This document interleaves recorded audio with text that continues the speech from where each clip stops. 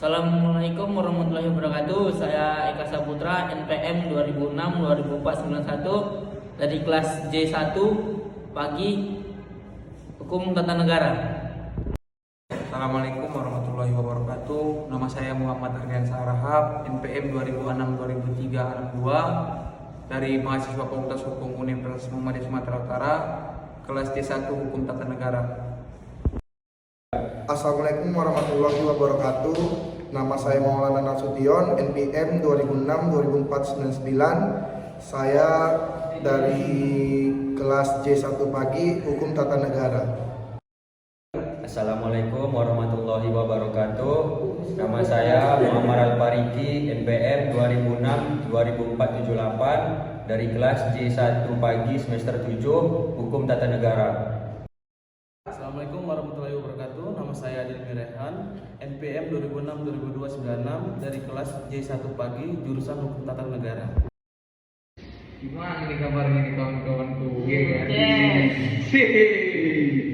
baru perdana kita jumpa ini kan. Iya. Tapi dalam perjumpaan kita ini cocoknya kita ada bahas diskusi.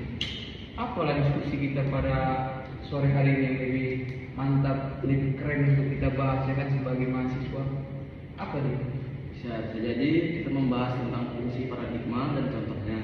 Oh, baru positifistik juga kita bahas, juga konstruktivistik juga ya. Ya, betul. Untuk menambah pengetahuan kita.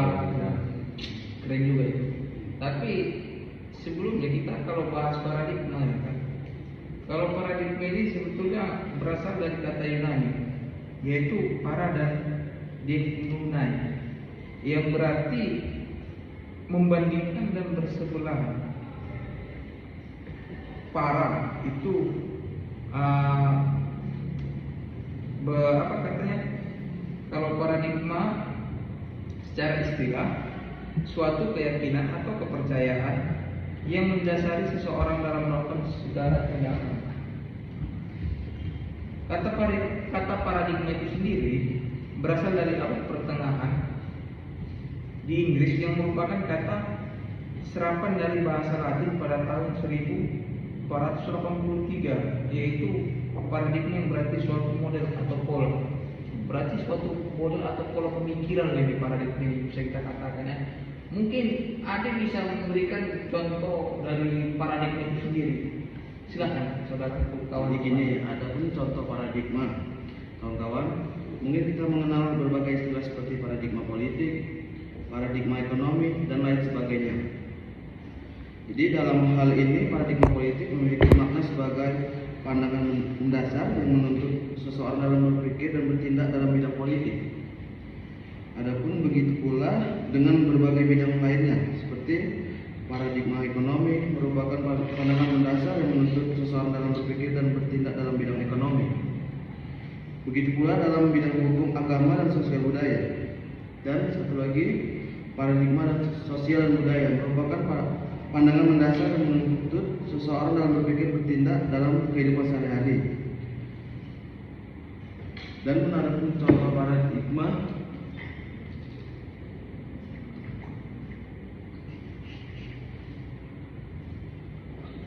konstruktivistik.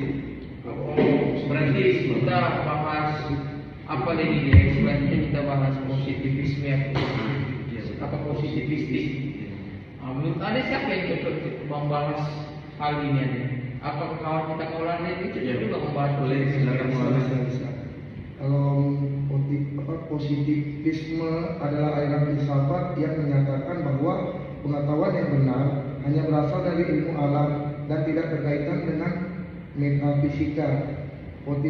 Positivisme secara etimologi berasal dari kata positif yang dalam bahasa filsafat bermakna sebagai suatu peristiwa yang benar-benar terjadi, yang dapat dialami sebagai suatu realitas. Menurut Ahmad, apa sih positivisme itu? Kalau menurut saya kawan-kawan, positivisme secara terminologi berarti suatu paham yang dalam, pencapaian kebenarannya bersumber dan berpangkal pada kejadian yang benar-benar terjadi. Segala hal di luar itu kawan-kawan sama sekali tidak dikaji dalam positivisme. Berarti kalau kita bahas positivisme ini merupakan suatu kejadian lah kan? Ya, Kejadian yang pernah dialami seseorang. Jadi orang pun berpacu pada kejadian itu, percaya pada kejadian itu juga. Keren Nggak juga. ada. Keren juga pembahasan kita sehari ini. Tapi ada untuk mematangkan lagi. Kita juga membahas kontropistik ini. Mungkin siapa yang kawan-kawan yang memang mantap untuk memberikan Kalau Eka yang Eka, coba Eka. Konstruktivisme didefinisikan sebagai pembelajaran yang bersifat generatif, yaitu tindakan menciptakan suatu makna dari apa yang dipelajari.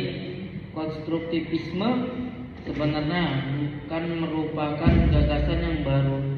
Apa yang dilalui dalam kehidupan kita selama ini merupakan himpunan dan pembinaan pengalaman demi pengalaman. Ini menyebabkan seseorang mempunyai pengetahuan dan menjadi lebih dinamis. Oh, berarti kalau positivistik tadi itu mengenai terkait hal yang memang sudah pernah terjadi ya kan? Berarti itulah sebagai acuannya. Tapi kalau kontropistik ini masih dinamis dia, masih dapat berubah ya. Karena tergantung pemikiran orang masing-masing juga. Iya. Tapi positivistik dan kontropistik ini kalau kita rasa perlu juga harus kita dalami lagi ya kan? Untuk mengkajinya. Gimana nanti kalau kita buat diskusi membahas ini bersama kawan-kawan yang lain? Cocok kawan-kawan? Cocok ya kan? Berarti ringan dulu hari diskusi kita ini ya, biar nanti kita bisa buat diskusi yang lebih besar lagi. Ya, Oke. betul.